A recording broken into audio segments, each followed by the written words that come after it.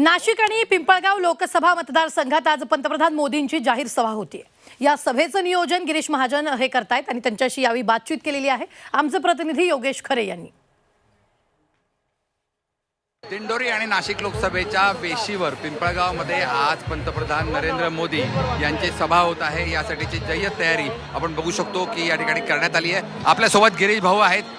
भाऊ, काय काय तयारी आहे? एकूणच कांद्याचा रोष मोठ्या प्रमाणात शेतकऱ्यांमध्ये त्या दृष्टीने मला वाटतं कांद्याचा रोष होता, आता भाव चांगले वाढलेले आहेत, पुन्हा बाजारपेठ उधारलेली आहे। असतो काही काळ संक्रमणाचा असतो, कधी कमी कधी अधिक हे भाव होत असतात। मग केळी असेल, सोयाबीन असेल, कांदा असेल, टोमॅटो असेल, कापूस असेल, या बाबतीत होत असतं।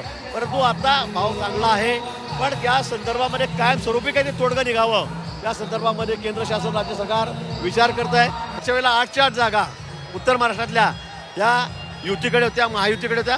याही वेळेला या 8च्या 8 जागा 6 बीजेपीच्या आणि 2 सेनेच्या या निर्विवाद निवडून येतील आणि मोठ्या मताधिक्याने निवडून येतील। एकूणच पंतप्रधान नरेंद्र मोदी आज कांद्याच्या बाबतीत काय घोषणा करतात, शेतकऱ्यांशी त्याबाबत काय चर्चा करतात, याकडे आता सर्वांचं लक्ष लागलं आहे। बबन सह योगेश खरे, झी मीडिया, नाशिक।